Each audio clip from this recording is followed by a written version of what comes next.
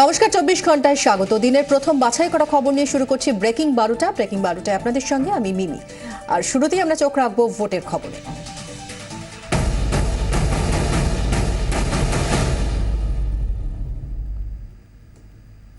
প্রথম দফার ভোটের আগে আজ থেকে 7 দিনে জঙ্গলমহল সফরে মুখ্যমন্ত্রী। 3 জেলায় প্রচারের একেবারে লাস্ট ল্যাপ বলা যায়।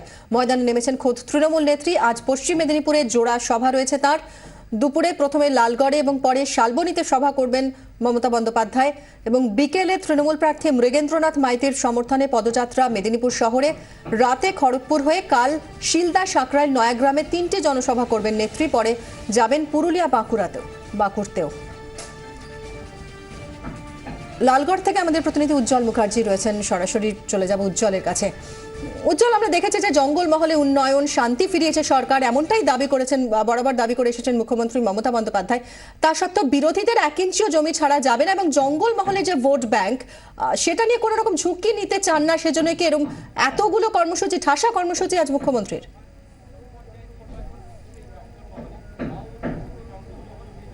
একেবারেই তাই, যে কারণ এই জঙ্গলমহল কিন্তু এই মুহূর্তে তৃণমূল কংগ্রেসের কাছে তুরুপের তাস। এবং আমরা দেখেছি মূলত জঙ্গলমহল বলতে যে অঞ্চলটা বোঝায়, পশ্চিম মেদিনীপুরের একটা বড় অংশ, বাঁকুড়া, পুরুলিয়া, এই যে গোটা অঞ্চলটা যেখানে প্রায় 68-69টা ভোট আছে, সিট আছে, সেই সিটকে কিন্তু নিশ্চিত করা, এটা কিন্তু একটা বড় চ্যালেঞ্জ এই মুহূর্তে তৃণমূল কংগ্রেসের কাছে। এবং 2011-য় যে পট পরিবর্তন হয়েছিল, তাতে কিন্তু এই গোটা জঙ্গলমহলকে পাশে পেয়েছিলেন মমতা বন্দ্যোপাধ্যায়, তৎকালীন তৃণমূল নেত্রী। এবং মনে করা হয় যে রাজ্যের পট পরিবর্তনের ক্ষেত্রে লালদুর্গ যেদিন থেকে মমতা বন্দ্যোপাধ্যায়ের কাছে পৌঁছে যায়, অর্থাৎ লালদুর্গ যেদিন থেকে তার চরিত্র বদলাতে থাকে, রং বদলাতে থাকে, সেদিন থেকেই কিন্তু আস্তে আস্তে তৃণমূলের পক্ষে পালা ঘুরতে শুরু করে, চাকা বদলাতে শুরু করে।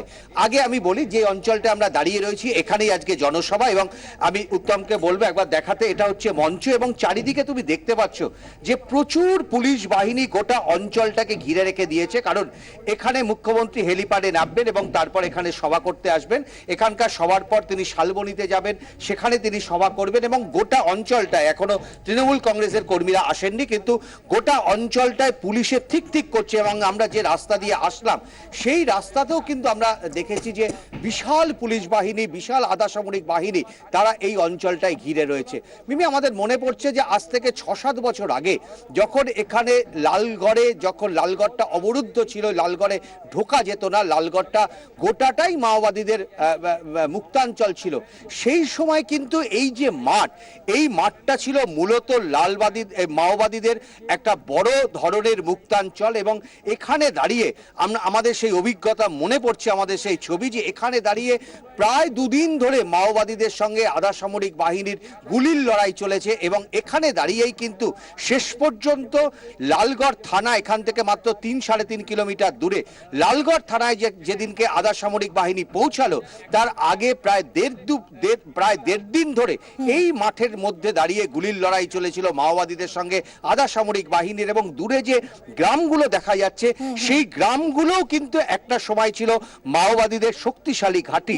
এই অঞ্চলকে বলা হতো মাওবাদীদের মুক্তাঞ্চল। অর্থাৎ এখানে প্রায় 2.5-3 বছর সময় গেছে যখন কিন্তু প্রশাসন ভেতরে ঢুকতে পারেনি, সমস্ত রাস্তা কাটা থাকতো। এবং সেই সময় গোটা অঞ্চলটা জুড়ে মাওবাদীদের সন্ত্রাস, মাওবাদীদের ত্রাস।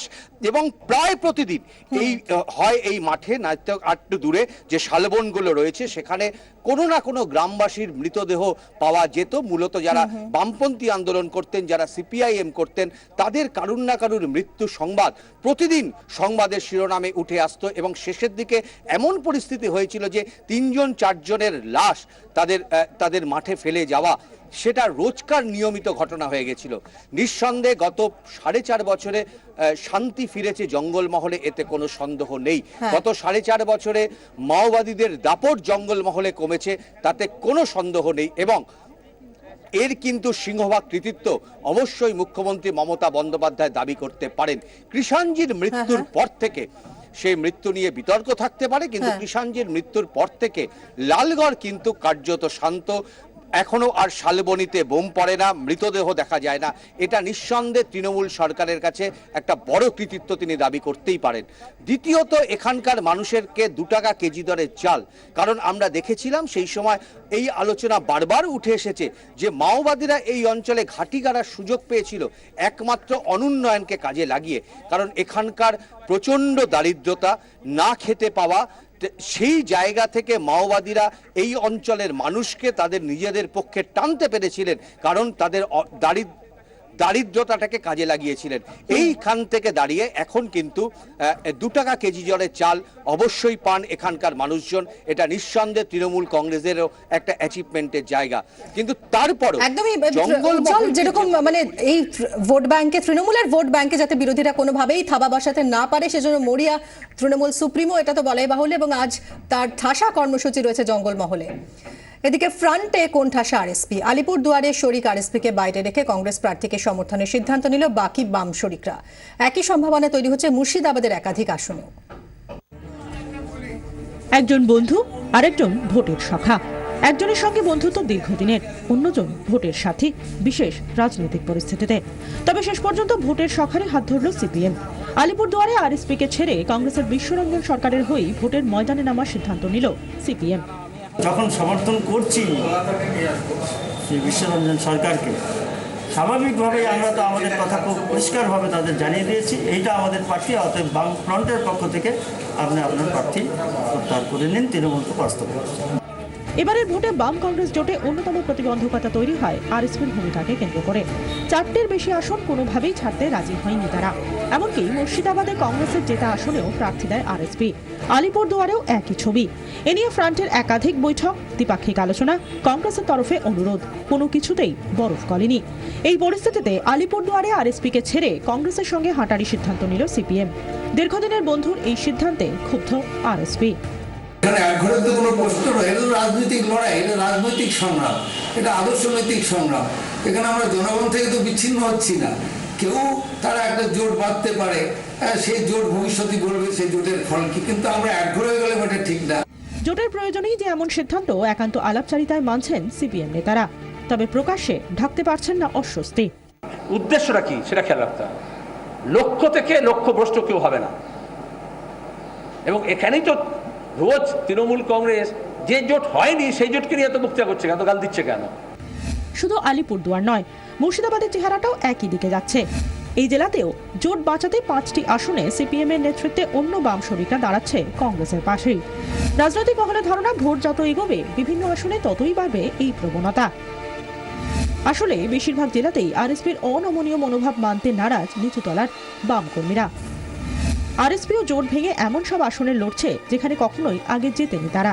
তাহলে কেন প্রার্থী দেওয়া, এই প্রশ্ন তুলছেন অন্য বাম শরিকরাই। বাম শরিকদের একটা বড় অংশের বক্তব্য, নন্দীগ্রাম থেকে সিঙ্গুর ইস্যুতে আরএসপির ভূমিকা যথেষ্ট অস্বস্তিতে ফেলেছিল ফ্রন্টকে। এবারও আসন ইস্যুতে আরএসপির অনমনীয় মনোভাবের পেছনে অন্য অঙ্ক দেখছে সিপিএম। ফ্রন্টে থেকেও আরএসপি এখন তাই অনেকটাই একঘরে। আলিমুদ্দিন বিশেষজ্ঞরা বলছেন, বিভিন্ন জেলায় সিপিএম নেতাকর্মীদের একটা বড় অংশ চান আরএসপির একার শক্তি কত তা যাচাই হয়ে যাক এবারের ভোটে। ব্যুরো রিপোর্ট, 24 ঘন্টা। জোটবদ্ধ প্রচার যুদ্ধ, হুগলিতে আব্দুল মান্নানের প্রচারে জোটের ছায়া। সকাল থেকেই পাড়ায় পাড়ায় ঘুরে জনসংযোগে জোর চাপদানির কংগ্রেস প্রার্থীর দলীয় কর্মীদের সঙ্গেই মিছিলে পা মেলালেন অসংখ্য বাম কর্মীও।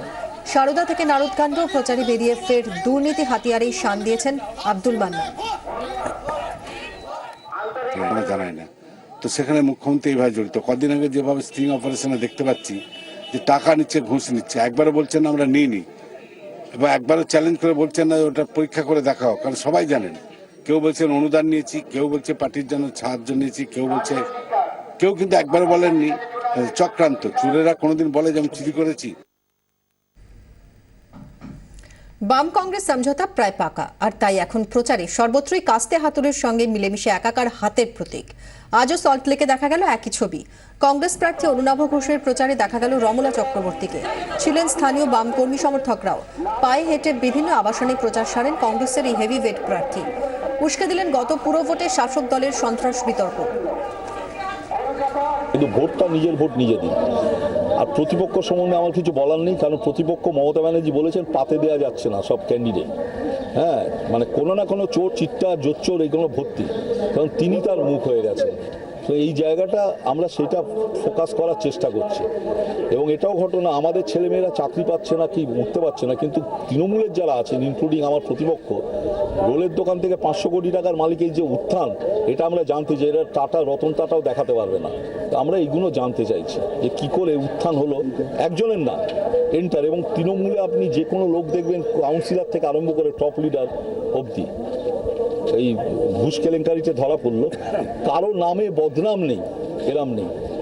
মানে কেউ বলতে পারে এদের নামে কোনো বদনাম নেই, আর বদনাম কি ঘুষ ছাড়া কাজ করেছে, এরম বদনাম নেই।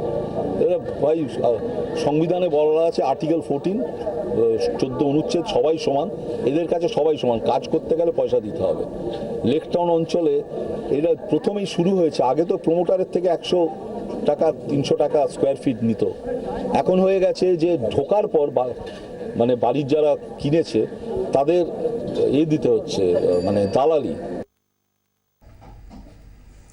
2011-এ তিনি ছিলেন জায়ান্ট কিলার। গত বিধানসভা নির্বাচনে বুদ্ধদেব ভট্টাচার্যের বিরুদ্ধে ভোট জিতে তাক লাগিয়ে দিয়েছিলেন তৃণমূলের মনীশ গুপ্ত। এবার সুজন চক্রবর্তীর বিরুদ্ধে তাই প্রেস্টিজ ফাইট বর্তমান বিদ্যুৎ মন্ত্রী। প্রচারে তাই 1 ইঞ্চিও জমি ছাড়তে নারাজ মনীশ গুপ্ত। ফলে সকাল থেকেই এলাকা জুড়ে প্রচার সারলেন মন্ত্রী। নারদকাণ্ডে উঠে এলো চক্রান্ত তত্ত্ব। সুজন চক্রবর্তী উনি তো প্রার্থী, আমিও প্রার্থী, এবার শেষ কথা মানুষ বলবে। আমাদের সব বেশিরভাগ ক্ষেত্রে অনেক কাজ হয়েছে, কিছু তো কাজ তো সবসময় বাকি থাকে, মূল কাজগুলো আমরা সম্পন্ন করেছি। অন্য কোনো দাবি নেই, মানুষের কাজ হচ্ছে যে উন্নয়নের, সার্বিক উন্নয়নের কাজ আমরা শুরু করেছি, সেটা যাতে অব্যাহত থাকে এবং যেটা গতিশীলতা যেটা লাভ করেছে সেটা যেন বজায় থাকে, সেটাই মানুষ চাইছে। প্রচার পর্বের শুরুতে দেখা গিয়েছিল ন্যানোতে, তবে তারপর থেকেই পায়ে হেঁটে প্রচার সারছেন রবীন দেব। আজও সকাল সকাল প্রচারে নামেন সিপিএম প্রার্থী, বাড়ি বাড়ি ঘোরেন, মন দিয়ে শোনেন সাধারণ মানুষের অভাব অভিযোগের কথা।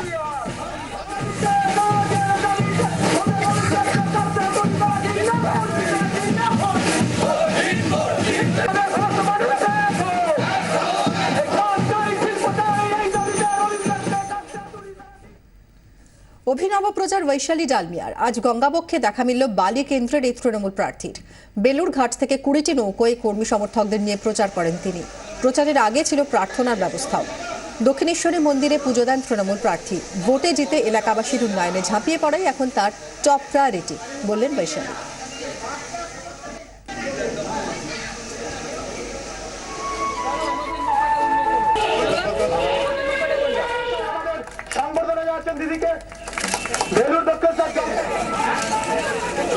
দিদি এদিকে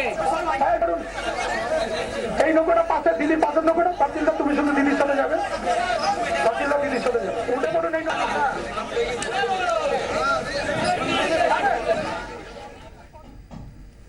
একসময় বামদুর্গ বরানগরে 2011-এ প্রথম ঘাসফুল ফোটান তাপস রায়। এবার জয়ের ব্যবধান বাড়ানোই টার্গেট তৃণমূলের হেভিওয়েট প্রার্থীর। তাই চোখ ধাঁধানো প্রচার নয়, বরং জনসংযোগেই জোর দিচ্ছেন তাপসবাবু। সকাল থেকেই পাড়ায় পাড়ায় ঘুরে কথা বলছেন সাধারণ প্রার্থীদের সঙ্গে। মানুষ এবং কর্মীরা আমাকে পেয়েছে গত 5 বছর, এবং এই যে একটা প্রাচীন জনপদ কলকাতার লাগোয়া এত অবহেলিত ছিল গত 46 বছরে বাম পুরসভা সিপিএম এর নেতৃত্বাধীন। আমি জানি না, আমি এখনো হাতড়ে বেড়াই। এটা একটা রিসার্চের বিষয় যে কোনো উন্নয়নের কাজ বা কোনো কাজ এরা মানুষের কাছ থেকে ভোট নিয়েছে বা অন্যভাবে জিতেছিল, আমি জানি না কোনো কাজ করেনি কেন, মানুষকে এত উপেক্ষা কেন, আমি সেই জায়গাটাই ধরেছি, আর কিছু করিনি।